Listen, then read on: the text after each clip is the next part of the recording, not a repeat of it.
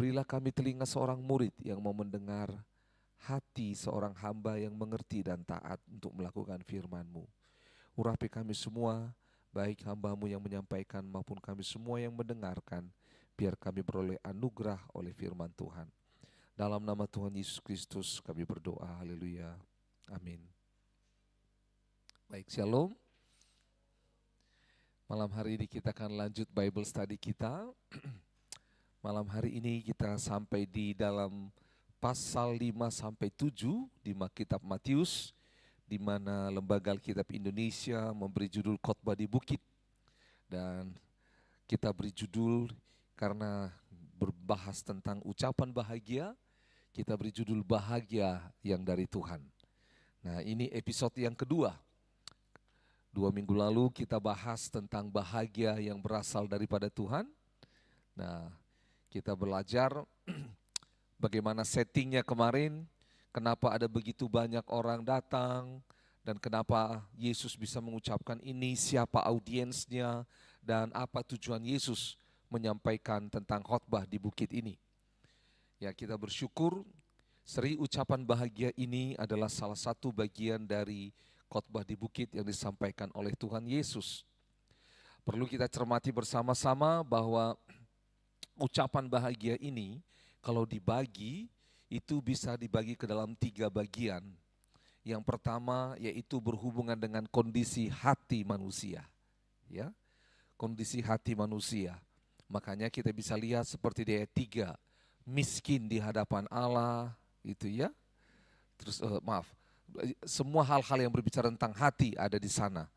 Nah, lihat di situ ada dikatakan lemah lembut, terus hati yang haus dan lapar, murah hati, suci hatinya lah ya.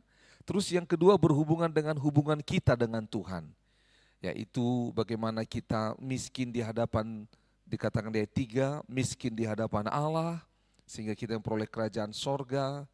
Terus hubungan kita dengan Allah, yaitu bagaimana kita menjadi orang yang menanti-nantikan Allah, haus dan lapar akan Allah. Dan fase yang ketiga atau bagian yang ketiga dalam pembagian ucapan bahagia ini adalah hubungan kita dengan orang lain, gitu loh ya. Makanya ada di situ di ayat 9, berbahagialah orang yang membawa damai. Ya. Ayat 10, orang yang dianiaya. Itu ya. Ayat 12, bersukacita dan bergembiralah. Nah itu ya, jadi ada hubungannya. Nah, oleh sebab itu bahkan penganiayaan 10-11 itu adalah hubungan kita dengan orang lain. Nah, kita bagi Bible study ini kepada 3 bagian itu.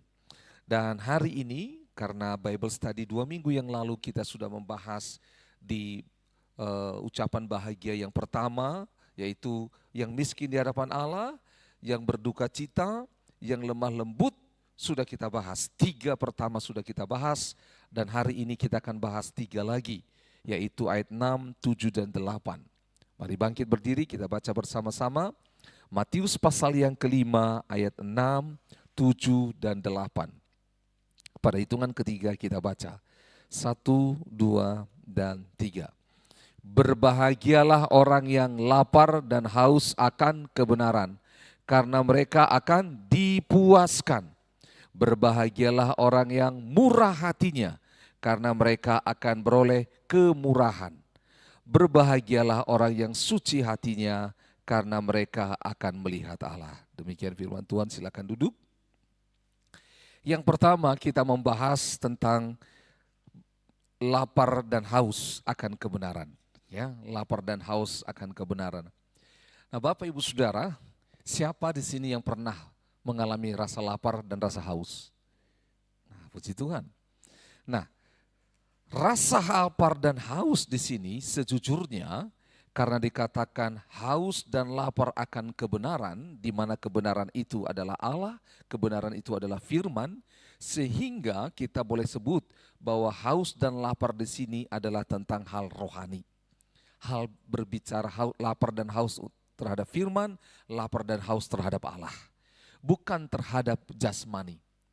Nah, ini penting kita pahami, sama seperti tubuh jasmani kita haus dan lapar, sebenarnya manusia rohani kita juga haus dan lapar.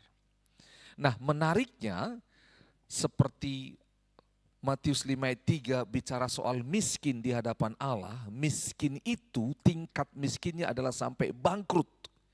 Nah, di ayat yang ke-6 bicara tentang lapar, bicara tentang haus, ini bukan hanya perasaan lapar biasa atau haus biasa. Tetapi bahasanya adalah lapar dan haus yang begitu mencekam, begitu menyengsarakan, begitu ya. Bahkan dikatakan lapar dan haus itu sampai pada ambang kematian. Begitu loh, lapar sekali. Jadi bukan lapar mau makan siang, enggak gitu loh. Tapi lapar yang begitu lapar. Ini digambarkan, lapar dan haus di sini digambarkan dengan kondisi orang yang sedang mengalami bencana kelaparan. Ya, tidak ada makanan, tidak ada minuman. Sehingga mereka mencoba memakan apa yang sudah ada habis. Lalu tinggal menunggu ada makanan yang lain. Jadi berhari-hari. Nah, sehingga akhirnya apa yang terjadi? Rasa haus dan lapar seperti itu, makanan sekecil apapun sangat berharga. Betul? Minuman sedikit apapun sangat berharga. Karena begitu lapar, begitu haus. Inilah yang dikatakan kondisi haus dan lapar akan kebenaran. Nah, sangat berbeda dengan kondisi yang dikatakan kalau kita sudah kenyang sehingga tidak lapar, tidak haus lagi. Coba lihat sama-sama, ini menarik. Di kitab Lukas bahkan dikatakan kalau orang tidak haus, tidak lapar, berarti mereka tidak membutuhkan Tuhan. Ini yang harus kita jaga dalam hidup kita. Karena ada kecenderungan di mana kita tidak haus dan tidak lapar lagi akan kebenaran. Di mana kita mudah menemukan kebenaran dan kita tidak menikmatinya. Sehingga tanda kutip saya pernah khotbahkan, kita kehilangan selera makan itu. Nah, selera makan. Dan ini bahaya. Satu kali ada sebuah cerita. Cerita ini menarik. Lalu ada konon cerita ini kisah nyata. Tetapi saya masih mencari kisah nyata ini. Jadi ada orang yang terdampar di sebuah pulau. Ketika mereka terdampar di sebuah pulau, lalu ini naik kapal laut, terdampar di sebuah pulau. Dan ketika mereka terdampar di sebuah pulau, mereka menghubungi negara bagian mereka dan berkata, kami terdampar, makanan kami di kapal sudah habis. Lalu akhirnya apa yang terjadi? Tidak lama kemudian yang namanya pemerintah menerima pesan itu dan mencoba mencari daerah itu. Dan mereka temukan daerah itu dan tidak bisa pesawat mendarat di sana. Jadi dihitung kapan tiba kapal laut bisa sampai ke sana. Itu butuh waktu yang cukup lama, lebih daripada seminggu. Sehingga akhirnya mereka memutuskan supaya mereka tidak mati kelaparan, maka pesawat menerbangkan makanan dan menjatuhkan di sana. Nah, Bapak Ibu Saudara tahu apa yang terjadi? Beberapa hari kemudian, setelah mereka kelaparan, karena makanan di dalam pulau itu tidak semua bisa dinikmati, dan tidak sesuai dengan selera mereka. Lalu akhirnya datanglah pesawat dan menjatuhkan kotak-kotak makanan itu. Ketika mereka membuka kotak makanan itu, wah mereka senang sekali. Makanan seperti di negara mereka. Ada keju, roti, susu, buah, mereka makan. Dan setelah mereka makan, beberapa hari kemudian lebih daripada seminggu, yang namanya kapal laut untuk menyelamatkan mereka pun tiba. Nah, ketika tiba, ditemukan beberapa orang di antara mereka sudah mati. Lalu dipikir, kenapa mati? Ternyata mereka mati bukan karena kelaparan, tapi mati karena kekenyangan. Mereka makan tidak sesuai dengan kebutuhan, tidak sesuai dengan porsinya. Itu sebabnya dikatakan di firman Tuhan ini, kita haus dan lapar akan kebenaran. Lapar dan haus akan kebenaran. Di bagian lain kebenaran ini dikatakan lapar dan haus akan keadilan. Jadi orang yang lapar dan haus itu bisa bertindak berbuat sesuatu. Contoh ya, ini contoh negatif. Pernah dengar ada orang pencuri ketika ditangkap. Kenapa kamu mencuri? Jawabannya karena apa? Lapar. Demonstrasi yang terjadi hari-hari ini. Kenapa? Gitu loh. Kenapa terjadi demonstrasi? Karena mereka menuntut keadilan. Kata kebenaran di sini diterjemahkan juga dengan keadilan. Jadi dituntut.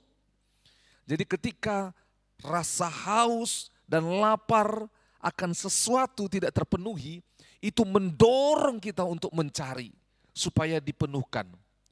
Itu sebabnya kita perlu belajar bahwa kita harus mengarahkan yang namanya kehausan, kelaparan kita bukan kepada dunia ini, tetapi kepada kebenaran, kepada Tuhan. Karena rasa haus dan lapar akan dunia ini tidak pernah terpuaskan. Tidak pernah terpuaskan. Coba kita lihat sama-sama di kitab Pengkhotbah. Pengkhotbah pasal yang pertama, ayat yang ke-7 sampai 8. Apa yang dikatakan di sini tentang ketidakpuasan? Pengkhotbah 1 ayat 7 sampai 8 dikatakan seperti ini. Semua sungai mengalir ke laut, tetapi apa? Laut tidak juga menjadi apa? Penuh. Betul ya? Tidak menjadi penuh. Pengkhotbah 1 ayat 7. Semua sungai mengalir ke laut, tetapi laut tidak juga menjadi penuh. Kemana sungai mengalir, ke situ sungai mengalir selalu. Ayat 8. Segala sesuatu apa? Menjemukan sehingga tak terkatakan oleh manusia. Mata tidak kenyang melihat, telinga tidak puas mendengar. Jadi lihat bahwa selama di bumi ini kita melihat fenomena ini. Haus dan lapar yang tidak terpuaskan. Bagaimana lihat laut yang begitu besar, semua sungai ke sana, tapi dia nggak puas-puas. Lalu dikatakan yang kedua yaitu mata. Mata kita bisa melihat banyak hal, nggak puas-puas matanya. Lalu telinga.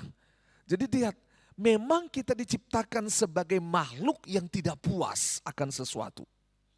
Itu sebabnya kehausan, kelaparan kita harus diarahkan kepada hal yang benar. Karena kalau tidak, maka akan fatal. Contoh kalau kita haus kekuasaan, maka kita akan kejar kekuasaan dan itu bisa menghancurkan kita.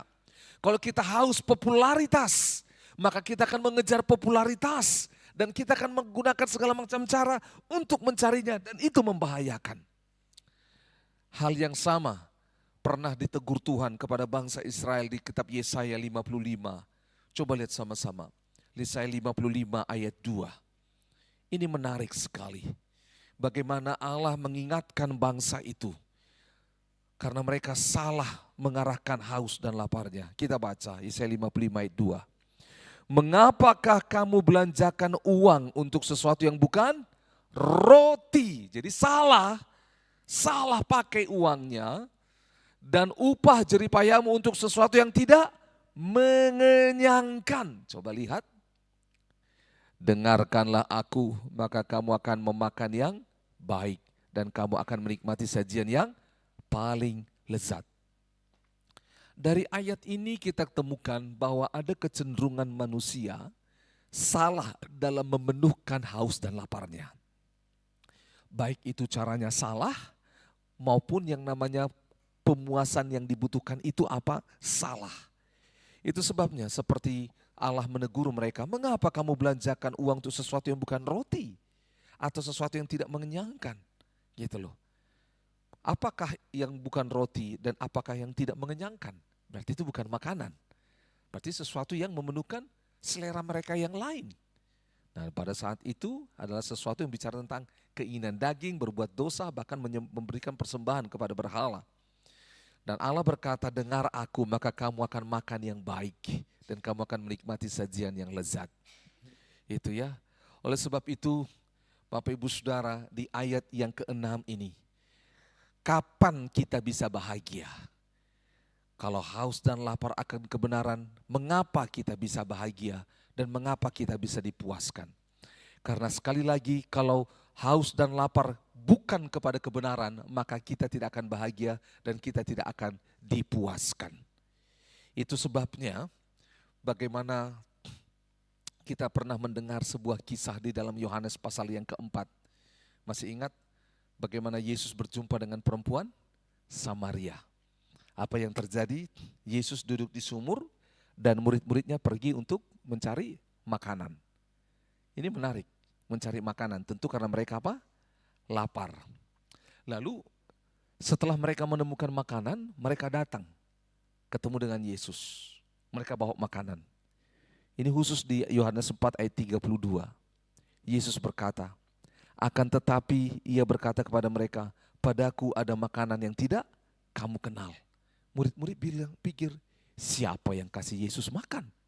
Gitu loh. Nah, Bapak Ibu Saudara, haus dan lapar akan makanan, haus dan lapar akan kebenaran. Makanan yang dimaksud oleh Yesus itu adalah kebenaran. Makanan yang dimaksud oleh Yesus yang tidak dikenal oleh murid itu adalah melakukan kehendak Bapa. Makanan yang tidak dikenal oleh murid-murid itu adalah kemesiasan Tuhan Yesus.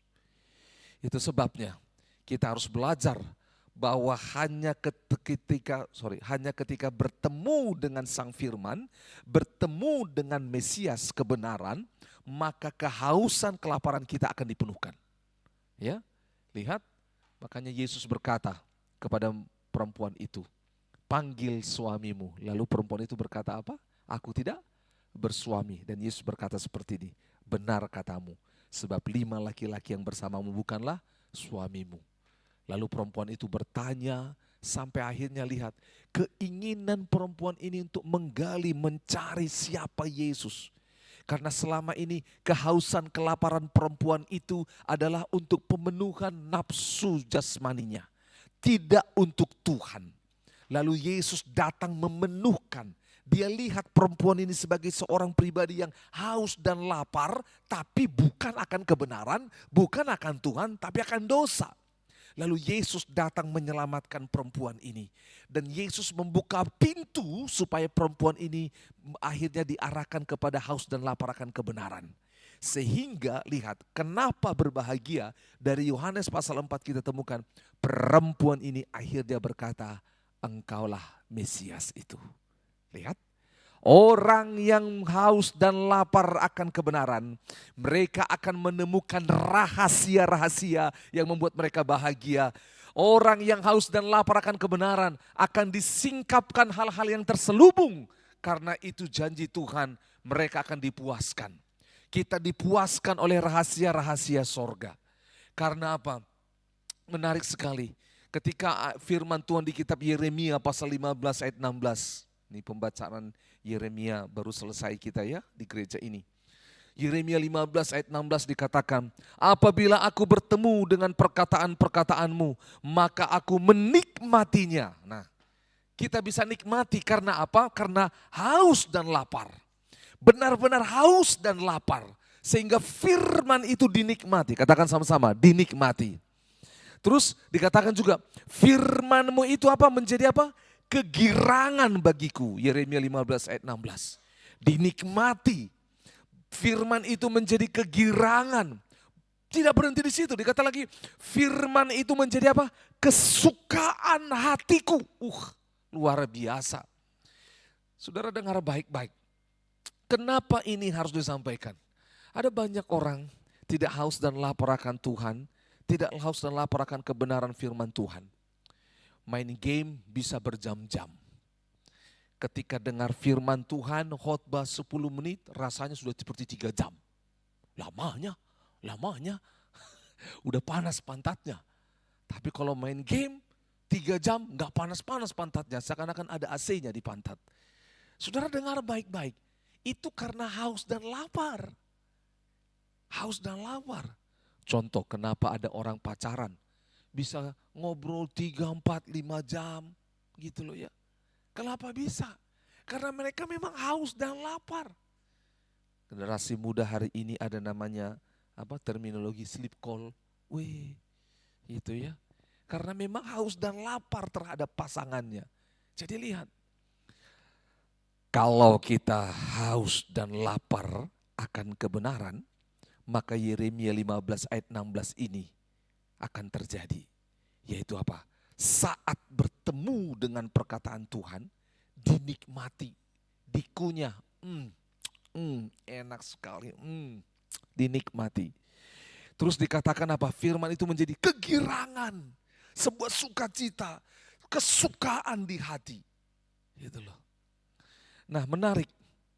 Itu sebabnya kebenaran yang kita pelajari di sini adalah firman Tuhan. Tetapi kebenaran yang lain di sini referensinya itu bicara tentang Tuhan itu sendiri. Jadi ketika dikatakan berbahagialah orang yang lapar dan haus akan kebenaran, bahasa lainnya juga adalah berbahagialah orang yang lapar dan haus akan Tuhan.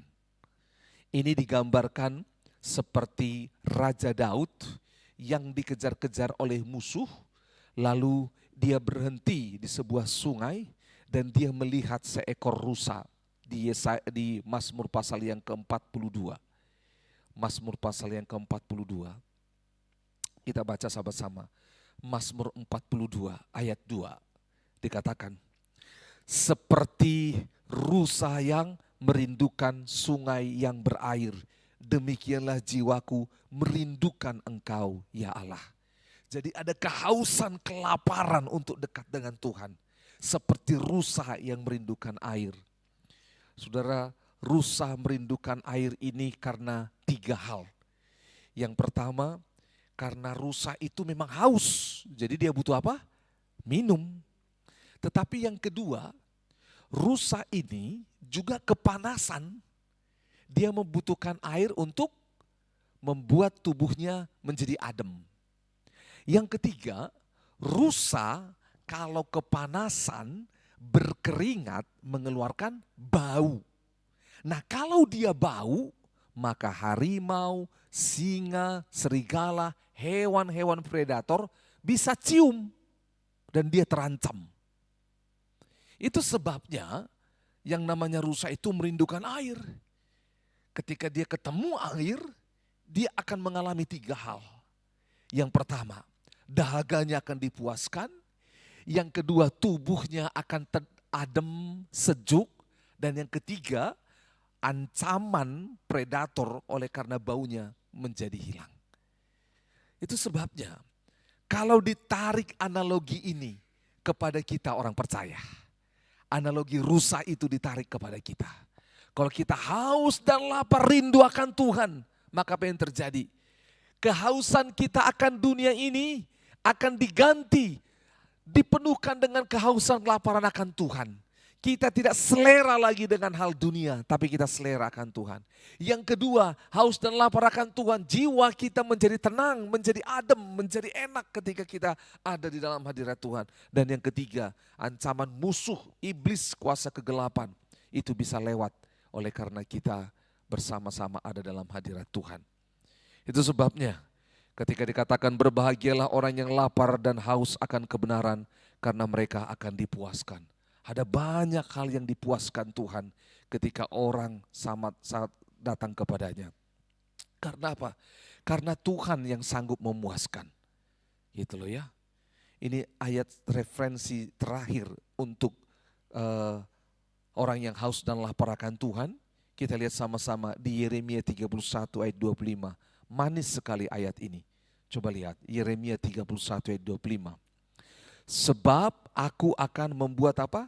Segar orang yang lelah dan setiap orang yang merana akan kubuat puas. Merana di sini itu bahasanya sama seperti lapar dan haus. Craving, lapar dan haus, merana, menginginkan, begitu menginginkan sesuatu. Dan Tuhan bilang apa? Dia akan bikin puas. Oleh sebab itu, jangan pernah haus dan lapar akan dunia ini, akan daging, akan dosa, tapi Tuhan. Karena kalau lapar dan haus akan daging dunia ini, maka dunia itu akan memuaskan, daging akan memuaskan. Tapi kalau lapar dan haus akan Tuhan, maka Tuhan yang akan memuaskannya. Amin.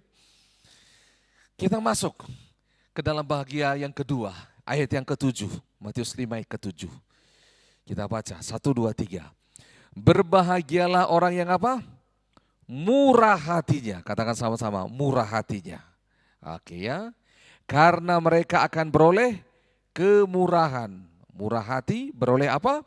kemurahan. Nah, ini murah di sini bukan murahan. Murah di sini bukan lawan daripada bukan harga barang. Tetapi kata murah hati di sini diterjemahkan dari bahasa lain, yaitu berbelas kasihan. Berbelas kasihan. Nah, jadi Allah bermurah hati, Allah berbelas kasihan. Itu yang Tuhan mau. Saudara tahu, di perjanjian lama, kata belas kasihan atau murah hati itu diterjemahkan dengan bahasa hesed. Hesed. Tulisannya memang keset, K-H-E-S-E-D, jadi tapi bukan keset kaki. Bacanya hesed. Jadi hesed itu, ini menarik. Hesed itu adalah posisi kita memposisikan diri di dalam diri seseorang sehingga kita bisa melihat dengan cara dia melihat, kita bisa mendengar dengan cara dia mendengar, dan kita bisa merasakan seperti cara dia merasakan. Itulah yang namanya hesed. Jadi kita bisa merasakan perasaan orang lain, kita bisa mendengar jeritan hati orang lain, kita bisa melihat apa yang dilihat oleh orang lain.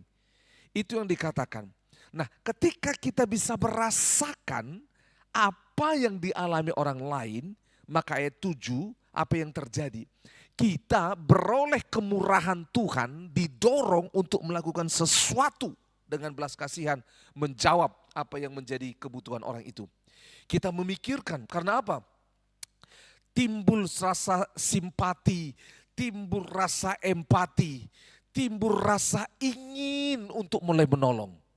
Nah, Bapak Ibu Saudara, inilah yang menjadi ciri khas anak Tuhan setelah dia percaya kepada Kristus. Yaitu roh yang murah hati, yang belas kasihan ada pada kita. Ini yang membuat kita bisa peduli dengan orang lain. Sekalipun orang lain itu tidak peduli dengan kita.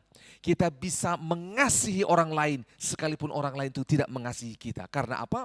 Roh yang murah hati itu, yang berbelas kasihan itu ada dalam diri kita dan menggerakkan kita melakukan sesuatu tanpa memikirkan imbalan balik. Karena apa? Karena Tuhan yang akan membalasnya. Itu dia. Jadi ayat yang ke-7 ini adalah murah hati, hatinya Allah dalam diri kita. Kita membuka diri menjadi saluran Allah untuk boleh menolong orang lain. Itu sebabnya. Makanya ketika dikatakan ayat yang ke-7 itu di bagian terakhir, akan beroleh kemurahan.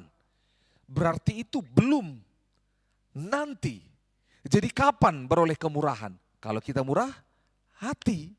Kalau kita murah hati, berbelas kasihan, digerakkan Tuhan, tapi enggak bergerak, maka yang di sini dikatakan akan beroleh, belum.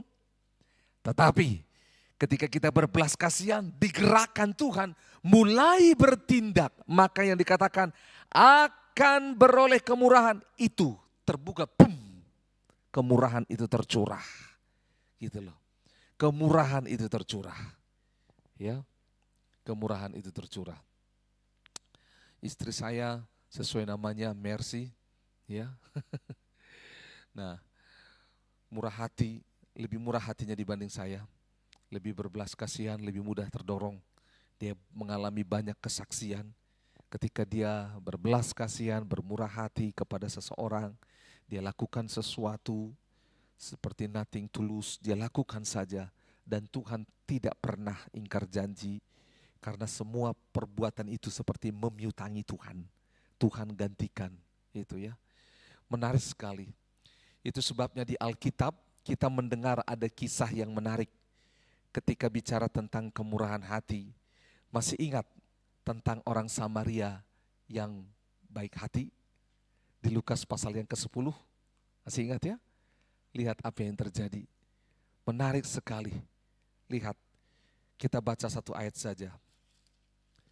Lukas 10 ayat yang ke-33. Ingat ya? Jadi ada satu orang bangsa Yahudi yang sedang apa? Sedang dirampok, dia celaka ada di sana. Lalu ada lewat dua kelompok. Yang satu bangsa dengan dia. Ya, pemuka agama lewat, dan juga orang satu suku dengan dia lewat, dan yang terakhir dia lewat Samaria dan orang Yahudi. Mereka ini tidak berteman. Tetapi apa yang terjadi? Ayat 33 kita baca, lihat. Lukas 10:33. Lalu datang seorang apa? Samaria yang sedang dalam perjalanan ke tempat itu. Dan ketika ia melihat orang itu, tergeraklah hatinya oleh belas kasihan. Coba ya, lihat belas kasihan. Murah hati. Dia lihat orang itu, hatinya tergerak oleh belas kasihan. Kalau kita baca terus ayatnya, apa yang dia lakukan? Dia datang kepada orang ini, dia perhatikan, dia balut lukanya, lalu dia angkat, dinaikkan kepada keledainya, lalu dibawa ke penginapan terdekat, betul? Dan minta kepada sang penginapan, tolong urus lukanya. Karena kan dia sedang dalam perjalanan bisnis bahasa aslinya. Jadi dalam perjalanan, dia bilang, tolong urus dia, ini uang. Lihat ya, enggak kenal, ini uang, urus dia. Kalau kurang, nanti setelah perjalanan aku datang, aku bayar. Coba. Lihat, kita tahu di akhir dari cerita itu. Tapi kita bahas dulu bagaimana proses Allah menceritakan bahwa inilah yang menjadi sahabat, yaitu orang yang peduli, yang murah hati. Padahal dari segi kultur budaya, dari segi nenek moyang mereka bermusuh. Tetapi ketika ada belas kasihan ini bisa menghancurkan tembok permusuhan. Bisa mendamaikan sesuatu yang lama terputus. Belas kasihan, kemurahan hati ini akan membuat kita memiliki yang namanya kesempatan di tengah-tengah semua kesibukan kita. Belas kasihan, kemurahan hati ini akan menuntun kita untuk boleh menemukan jalan untuk menolong orang lain. Gitu loh. Kata lain atau lawan daripada kemurahan hati ini adalah hanya peduli bagi diri sendiri. Hanya peduli tentang kebutuhan diri sendiri. Hanya peduli tentang apa yang cocok, yang layak untukku. Peristiwa kemurahan hati ini berdekatan dengan peristiwa pengampunan seperti yang Yesus ajarkan di Matius pasal 18. Coba kita lihat. Matius 18. Matius pasal 18 ayat yang ke 30, 31, 32.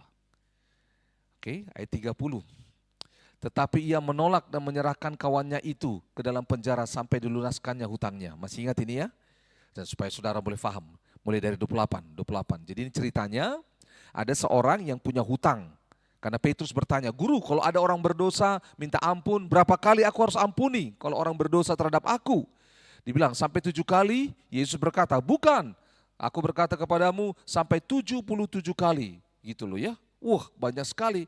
Lalu supaya Petrus mengerti, Yesus cerita bahwa ada orang yang punya hutang 10.000 talenta. Nah, orang yang punya hutang 10.000 talenta ini gak bisa bayar. Lalu apa yang terjadi? Wah, dipanggillah yang namanya istri, anaknya, semuanya. Ditagih hutangnya. Lalu dia sujud menyembah bilang, Tuhan Raja aku gak bisa bayar hutangku gitu loh ya. Terus hati raja ini ayat 27. Lalu tergeraklah hati raja itu oleh belas kasihan akan hamba itu. Sehingga ia membebaskannya dan menghapuskan utangnya. Coba lihat. Belas kasihan mendorong untuk terjadinya pengampunan dan pembebasan. Tapi lihat ayat 28. Tetapi ketika hamba itu keluar, dia bertemu dengan seorang hamba lain yang berhutang 100 dinar. Kalau tadi 10.000 talenta, sekarang 100 dinar, sedikit sekali. Apa yang dia lakukan? Hamba yang telah dibebaskan ini, hamba yang sudah diampuni ini, apa yang dilakukan? Ia menangkap dan mencekik kawannya itu. Katanya, bayar hutangmu. Wish, gitu loh ya.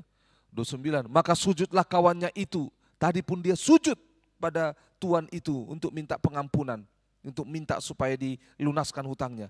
Ini kawan ini juga sujud dan memohon kepadanya. Sabarlah dahulu, hutangku akan kulunaskan. Dia juga tadi ngomong itu, sabar nanti kulunaskan Tuhan. Di ayat 26, segala hutangku akan kulunaskan, sabarlah dahulu. Kawannya ini juga ngomong gitu. Ayat 30, tetapi ia menolak dan menyerahkan kawannya ke dalam penjara sampai dilunaskannya hutangnya itu. 31, melihat itu kawan-kawan yang lain sangat sedih, lalu menyampaikan segala hal terjadi kepada tuan mereka. Raja itu menyuruh memanggil orang itu dan berkata kepadanya, hai hamba yang jahat.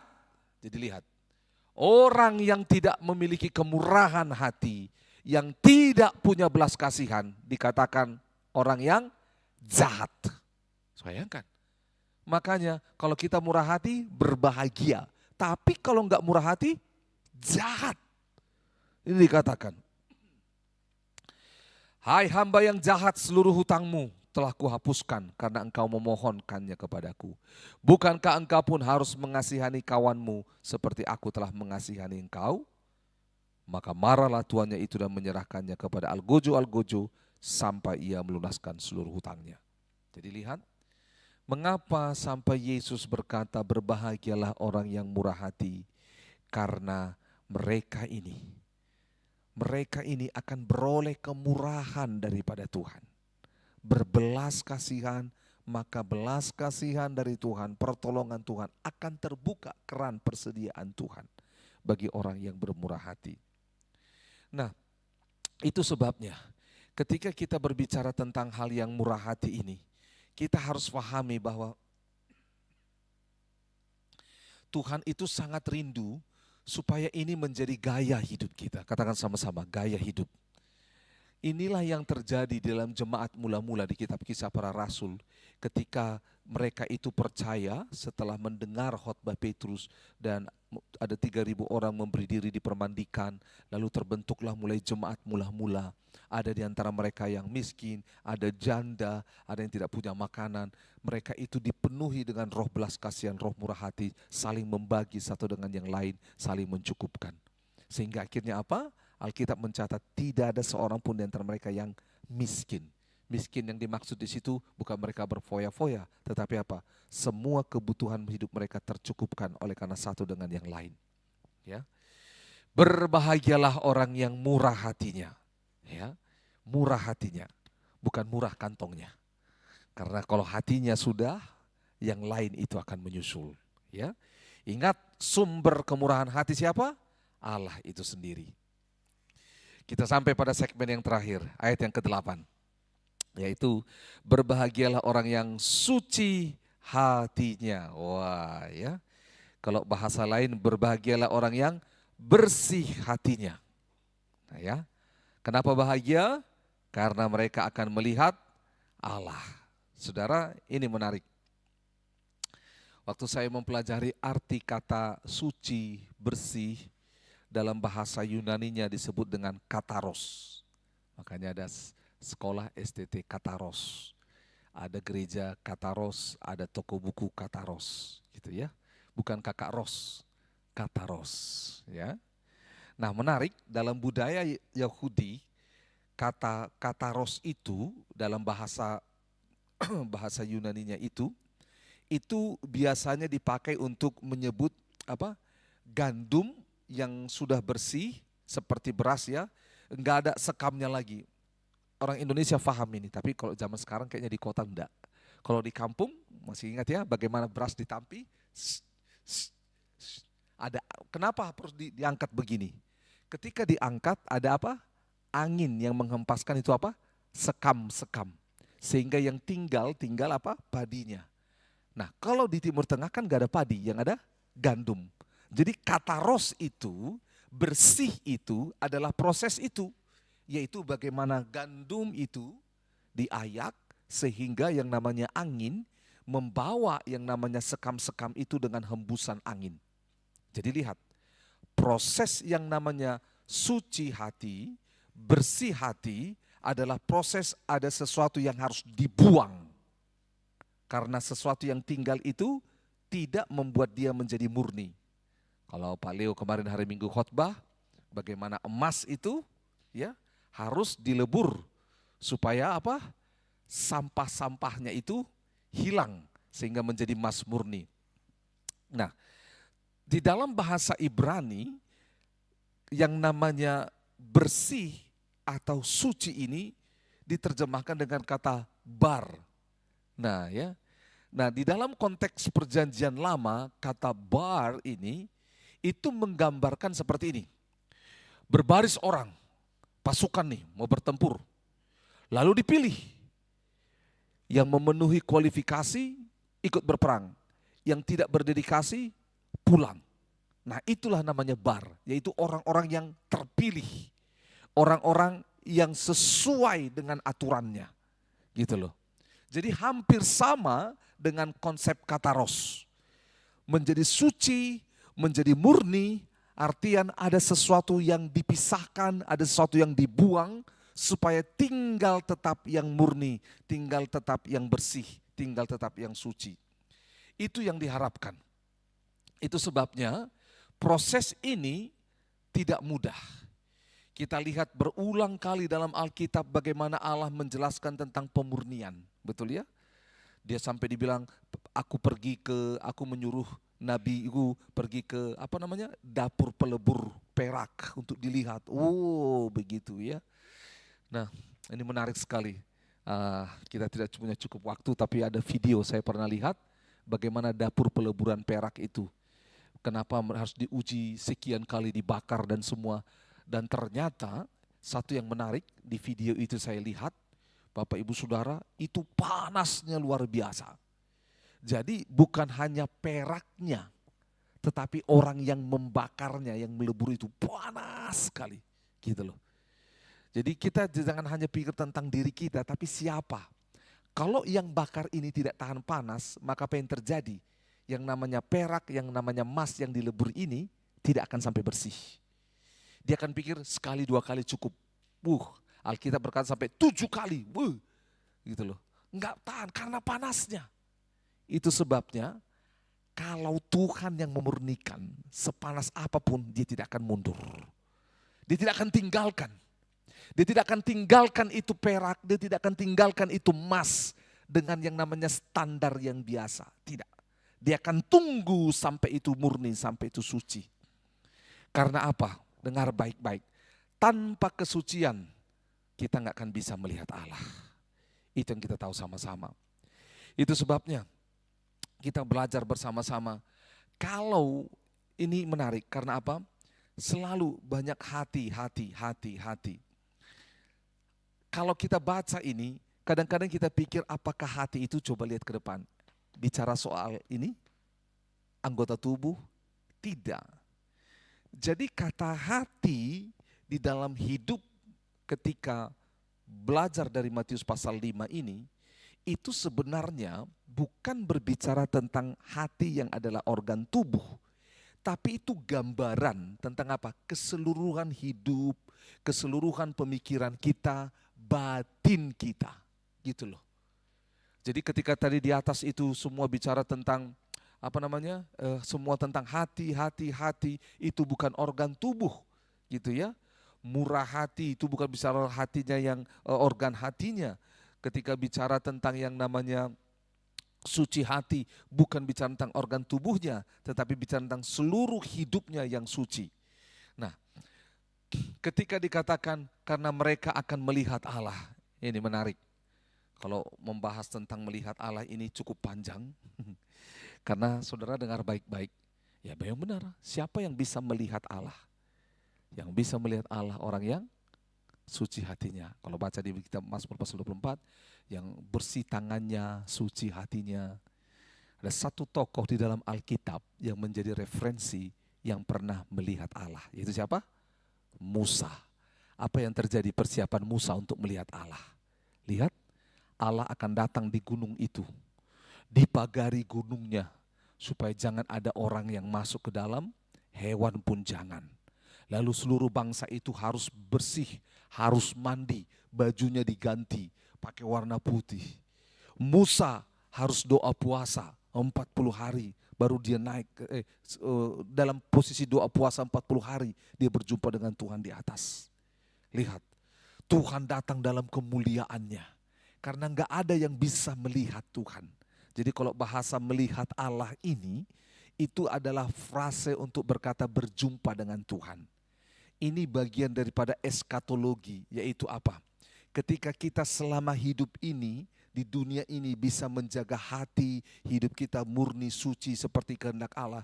Maka sampai pada nanti waktu kita mati, kita bisa melihat Allah. Berjumpa dengan Allah, memandang wajahnya, bertatapan muka dengan Allah. Itu yang disebut. Nah, oleh sebab itu kita belajar bahwa bagaimana memandang Allah ini adalah merupakan sebuah gambaran kepuasan. Ini yang dikatakan oleh Raja Daud. Mari kita buka sama-sama. Ini ayat terakhir, Mazmur pasal 17. Mazmur 17. Ayatnya yang ke-15. Mari kita baca sama-sama. Mazmur 17 ayat yang ke-15. Yuk. Kita baca 1, 2, dan 3. Tetapi aku dalam kebenaranmu akan apa? Kupandang wajahmu. Terus, dan pada waktu bangun aku akan menjadi apa? Puas dengan rupamu.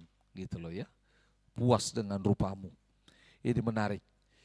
Melihat wajah Allah itu adalah gambaran tentang kepuasan. Karena itu diambil dari gambaran tuan dan hamba. Hamba nggak bisa angkat wajah lihat tuannya, kecuali tuannya yang suruh. Angkat wajahmu lihat saya. Nah sama, Allah itu adalah Tuhan kita.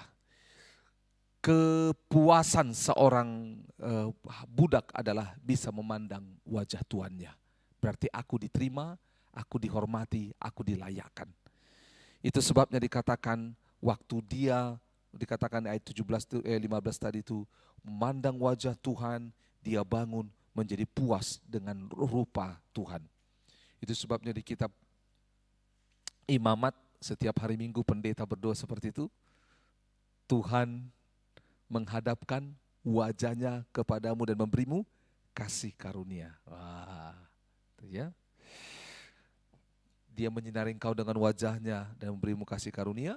Dia menghadapkan wajahnya kepadamu dan memberimu damai sejahtera.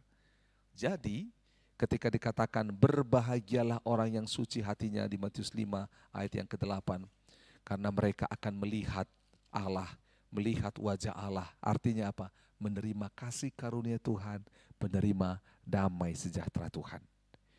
Nah jadi 3 hal yang kita bahas hari ini. Yaitu lapar dan haus akan kebenaran. Lihat ya, dengar baik-baik. Ini menjadi sebuah rangkaian, lihat ya.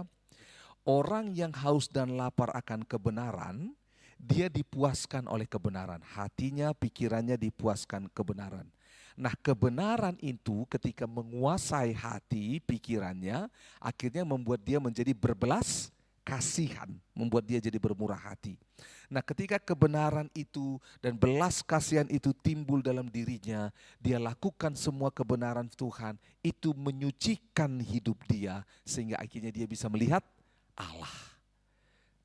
Jadi sebenarnya semua ucapan bahagia, 8 ucapan bahagia ini adalah sebuah proses pengajaran Yesus supaya orang-orang yang mendengarnya bisa hidup dan memiliki teladan daripada Yesus. Kita bersyukur. Oleh sebab itu berbahagialah, saya bacakan sekali lagi, berbahagialah orang yang lapar dan haus akan kebenaran. Ingat, lapar dan haus ini bicara soal apa? Bagaimana sangat haus, sangat lapar sampai mau mati. Sehingga sedikit makanan pun sangat berarti. Nah, ya. Terus mereka akan dipuaskan, Allah sumber kepuasan. Hati-hati dengan kehilangan rasa lapar, rasa haus. Atau salah menempatkan rasa lapar, rasa haus. Yaitu 7. Berbahagialah orang yang murah hati karena mereka beroleh kemurahan. Murah hati artinya berbelas kasihan. Nah, belas kasihan itu adalah menempatkan diri kita di dalam posisi seseorang sehingga kita tahu perasaannya, kita tahu hatinya, kita tahu yang dia dengar, kita tahu apa yang dia lihat dan kita bertindak. Saat kita bertindak digerakkan, maka pintu keran kemurahan Allah akan dicurahkan. Ya.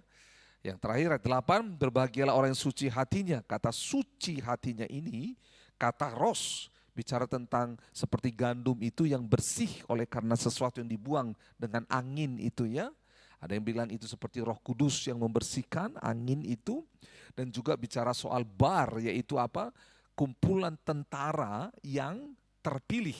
Nah itu ya, jadi yang tidak terpilih itu disisihkan atau diungsikan sehingga yang terpilih, yang siap, itu yang suci, yang murni. Karena memang untuk melihat Allah dibutuhkan hal kesucian dan kemurnian. Kita bersyukur, berharap Bible study ini bisa menolong kita untuk memiliki karakter Allah dalam diri kita. Amin, kita berdoa. Bapa di sorga, kami bersyukur untuk firman Tuhan yang kami pelajari malam hari ini. Kami berdoa, tolonglah kami Tuhan, supaya terus menjaga rasa lapar dan haus kami kepadamu. Bahkan Bible study ini adalah cara untuk kami bisa mendengar firman, menikmati firman, dan membuat firman menjadi kegirangan, kegembiraan, kesukaan hati. Tolong kami Tuhan, supaya kami tidak dipuaskan oleh dunia ini, dipuaskan oleh daging kami, tapi dipuaskan oleh firman-Mu, dipuaskan oleh pribadi-Mu. Seperti rusa yang haus, demikian kami haus kepadamu ya Tuhan.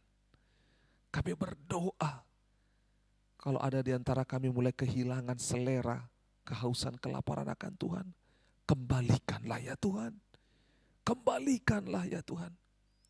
Kami tidak mau kehausan, kelaparan yang salah itu menjerumuskan dan menghancurkan hidup kami. Terima kasih Bapa yang baik. Kami bersyukur.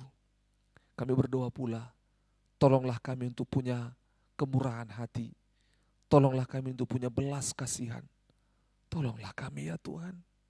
Tolonglah kami memiliki hati seperti-Mu, sehingga kami bisa peduli dengan orang-orang di sekeliling kami.